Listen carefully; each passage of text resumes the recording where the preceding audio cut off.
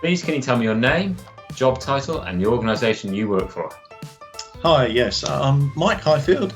I'm the Acoustics Specialist for Somerset Council, and I've worked for the County Council for about 29 years. Now, as the job title says, it's a specialist role. So what sort of things does an acoustics specialist get involved with? My role is to support the activities of the County Council, and those activities are broadly planning based and workplace based. So the planning roles of the County Council would include all minerals development, all waste and waste processing development, major highways, and the education. So acoustics comes into all of those categories, and the other aspect is because the County Council has a large workforce, there's a need to support the well-being of staff, both in terms of noise at work, health and safety. It is a very broad field. Yeah. Day to day, when you're out looking at something that needs planning permission or a workplace that someone's in, what are you typically looking for and advising on that makes a difference to people's lives? When a planning application comes in, there's a requirement to look at the potential consequence of that development. So you're looking at who might be affected by the development. You're looking at their current environment, and you're looking at how the development might affect that, and you're predicting, say, the noise from a certain aspect, say, of mineral development. You'd be looking at where they're working, how deep they're working, what machinery, how much noise might there be, how long it will last, will it affect night time, will it affect daytime. So you're looking at all of these things to then come up with an expression of what you think the impacts are, and then you're comparing those impacts to advice that's given centrally by government, and seeing whether those impacts are acceptable in terms of legislation. And if they are, then you advise the planners that you think this development is acceptable.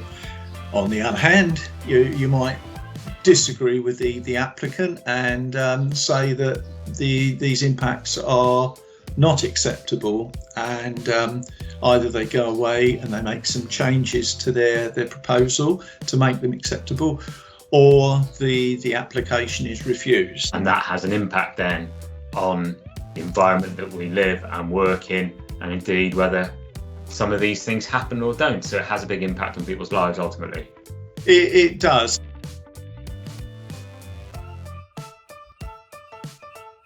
So what do you enjoy most about what you do?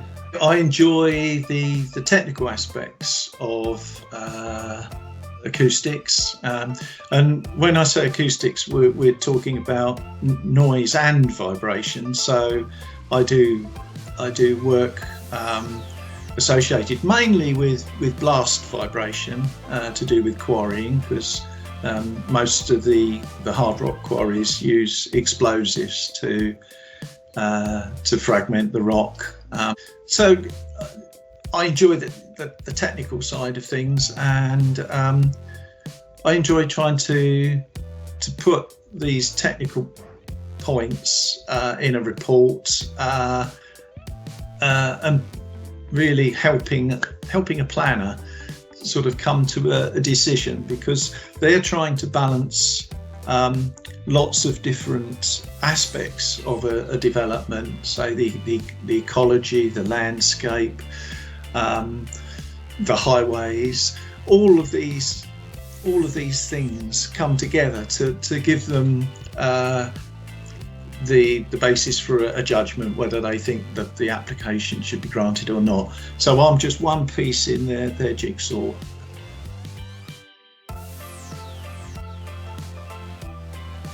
it is a science-based discipline. There's quite a bit of maths in it, and there's lots of data processing.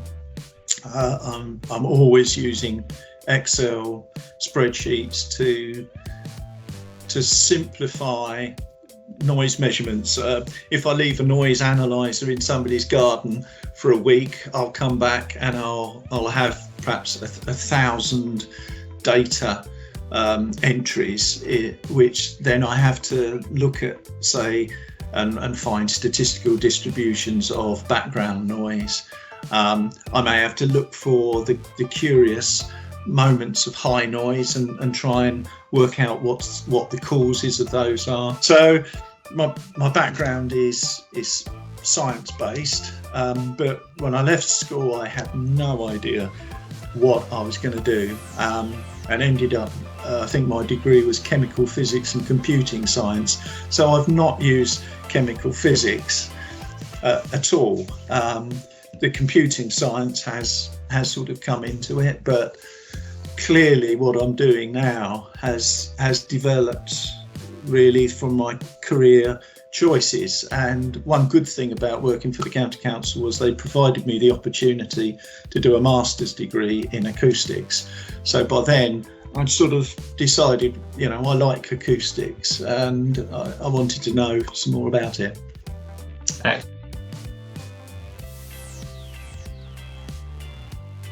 So to help maybe people who are thinking about a role in acoustics, or even more broadly in planning, could you set a practical task that someone could try at home? Yeah, I've thought about this one, and I kind of thought, mobile phones. We all like mobile phones. So and one of the main problems of acoustics is trying to make things quieter. Any design of a product, or design of a process, or design of a building is either trying to keep noise out or to stop noise from radiating from something. So we're trying to make quieter tools, quieter cars. We're trying to make buildings less affected by the environment that we're putting them up in.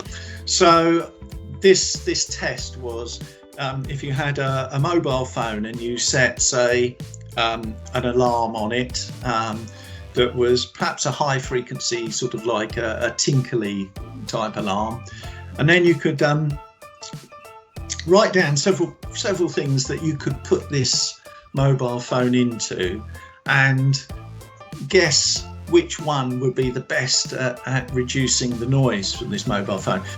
Then you could put it in, say, a saucepan with a lid, a Pyrex dish with a lid, a plastic lunchbox, or you could put it, say, between two cushions or a fold of a duvet. So all of these things are enclosing the mobile phone that's producing this noise, and you should listen to the mobile phone at a standard distance so that you're always listening, say, half a metre away from it, and then you put it in something and listen half a metre away from the phone, and see which thing provides the best attenuation of your mobile phone. And I could tell you what it would be, because I actually did it one night and measured the noise levels that it produced from about 7 different places. Excellent. Thank you, Mike. That'll be a nice challenge and a practical, real life one as well. Thank you. Yeah.